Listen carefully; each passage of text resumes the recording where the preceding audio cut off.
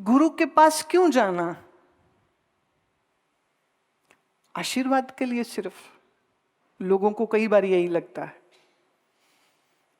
एक महात्मा को किसी ने कहा कि महात्मा जी, हम ना नई गाय लाए हैं, आप अपने हाथ से आटे का पेड़ा हमारी गाय को खिला दो। महात्मा कहते क्यों?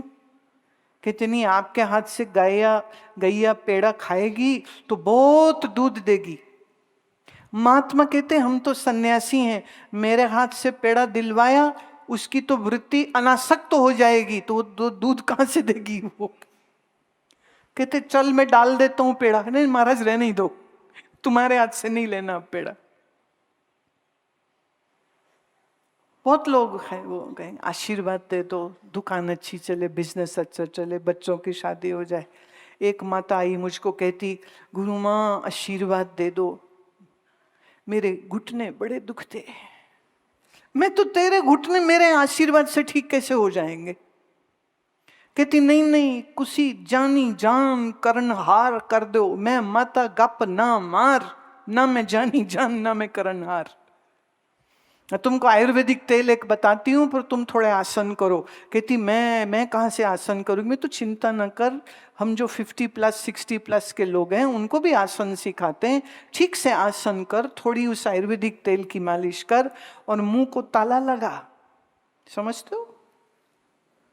आज तक गोदरेज कंपनी ने सारे ताले बना दिए, मुंह पे लगाने वाला ताला नहीं बनाया।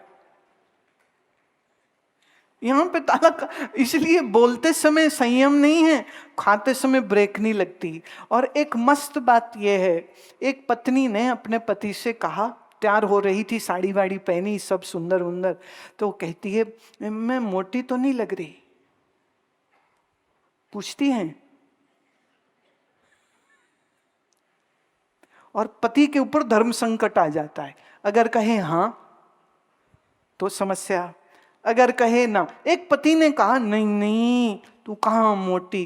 कहती शर्म नहीं आती, झूठ बोलता है, मुझे पता मैं मोटी हूं।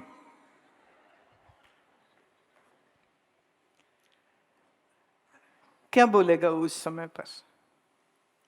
संतों से लोग आशीर्वाद मांगने जाते हैं, पर सत्य यह है कि संत के पास आशीर्वाद लेने नहीं, संत के पास उसकी ज्ञान दृष्टि लेने को जाना चाहिए। जीवन जीने की कला जो संत सिखा रहे हैं, उस दृष्टि को, उस ज्ञान को उनसे प्राप्त करिए। जैसे एक डॉक्टर है, वो आपको इलाज देता है। एक वकील है, वो आपका केस लड़ता है, आपको सलाह देता है। आपका चार्टर्ड अकाउंटेंट आपको फाइनेंशियल सलाह देता है। हाँ? तो ज्ञानी गुरु क्या करता है? ज्ञानी गुरु तुमको जीवन जीने की कला सिखाता है। ज्ञानी गुरु तुमको अपने आप में स्थित होना सिखाता है, आत्मबोध कराना सिखाता है, ध्यान की डुबकी लगाना सिखाता है, शोक मोह चिंता से मुक्त होना सिखाता है। बिना ज्ञान के चिंता चिंता चिंता। ये मेरे सामने एक महिला बैठी हैं, कई वर्ष पहले जब उनके पति की मृत्यु हो गई तो बड़ी दुखी बड़ी दुखी बड़ी दुखी, बच्चे छोटे, जीऊंगी कैसे? फिर उसने हमको सुनना शुरू किया, भजन करना शुरू किया, सुबह जप करना शुरू किया, ऋषि के शिविर में आने लग गई, ऋषि चैतन्य आश्रम गन्नौर में आने लग गई। और धीरे धीरे ये हरियाणवी जाटनी ऐसी मजबूत बनी कि आज उसके बच्चे सुशिक्षित हैं,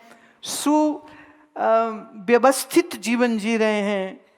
एक बेटा एग्जाम क्लियर करके आज एसडीएम है, बेटी एक बहुत अच्छे घर में ब्याही है, अच्छा जीवन जी रहे हैं। और ये दोनों बच्चों को अब जब वो देखती है और जब वो मुझे मिलती है तो वो एक ही बात कहती है कि आप नहीं होते तो मैं बेचारी विधवा बन के घर में दुखी होके जीवन को त्रास और श्राप समझ के जी रही होती। बोले आपके इस ज्ञान की वजह से सिर उठा करके जी हूं, और सिर उठा करके ईश्वर से प्रेम करते हुए जीवन को जी रही हूं। इस बात को लगभग 20 साल हो चुके हैं। ये 20 साल से जो जुड़ाव हुआ, ध्यान करने का, सत्संग श्रवण करने का, जीवन में आनंद की मस्ती जो उसके भरी है, उस आनंद के कारण जो जो जीवन उसका खराब हो जाता, दुख शोक चिंता में भर जाता, उसकी जगह वो स्वाभिमान है। और बच्चा जो है आज देश की सेवा कर रहा है, देश की सेवा कर रहा है। अपनी ही जेबें भर लोगे, राष्ट्र से प्रेम कौन करेगा? अपने ही मकान बड़े कर लोगे और टैक्स की चोरी करोगे, तो ये जो 6-8 लेन वाले हाईवे बन रहे हैं प्यारे, वो आपके दिए टैक्स से ही तो बन रहे हैं, तो टैक्स की चोरी मत करो ना।